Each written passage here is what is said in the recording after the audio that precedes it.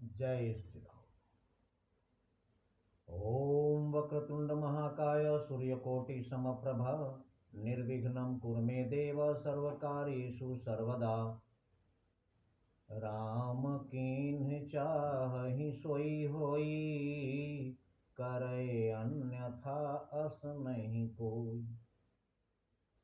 हर व्यक्ति के साथ, हर जीव के साथ जो भी होता है प्रभु श्री राम की कृपा से ही होता है। गोस्वामी जी ने लिखा, संसार को समझाने की कोशिश, समझाने का प्रयास सबने किया है। किस पर कितना प्रभाव पड़ता है ये प्रभु की कृपा से ही होता है। बिनु सत्संग विवेक न होई, बिना सत्संग के ज्ञान नहीं होता है। लेकिन राम कृपा बिनु सुलभ न सोई, लेकिन प्रभु श्री राम की कृपा जब होगी तभी आप सत्संग में जाएंगे, वरना अगर वो नहीं चाहते हैं तो आप सत्संग में चाह कर भी नहीं जा सकते। इसलिए अगर आप सत्संग में पहुंच गए हैं तो समझ लीजिए कि आपसे भाग्यशाली कोई भी नहीं है। पाप और पुण्य के चक्कर में सब ढूंढ रहे हैं कि पाप क्या है, पुण्य क्या है। गोस्वामी जी ने स्पष्ट लिखा है, परहित सरिस धर्म नहीं भाई। दूसरे की भलाई से बड़ा कोई धर्म नहीं है, कोई पुण्य नहीं है।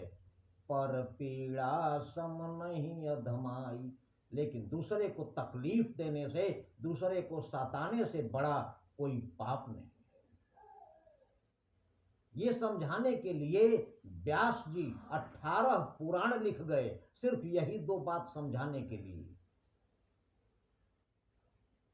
अष्टादश पुराणेषु व्यासस्य वचनं द्वयं, परोपकाराय पुण्याय पापाय परपीडनम।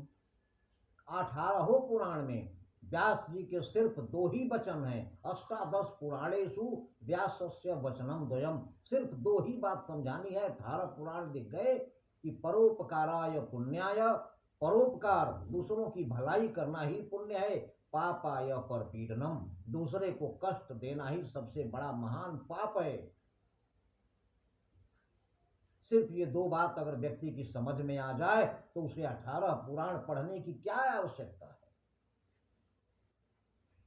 इसलिए बोए बीज बबूल का तो आम कहां से खाए। जब आपने बबूल का बीज बोया है तो पेड़ आम का तो निकलेगा नहीं। कर्म बुरा करें और फल अच्छा मिले, ये कैसे हो सकता है। बोए बीज बबूल का तो आम कहां से होए। इसलिए आम अगर खाना है तो आम बोइए। अच्छे फल चाहिए तो अच्छा कर्म कीजिए, जिससे आपको अच्छा परिणाम मिले। शेष प्रभु की कृपा, राम कीन चाहई सोई होई, करे अन्यथा अस नहीं कोई। जय श्री राम।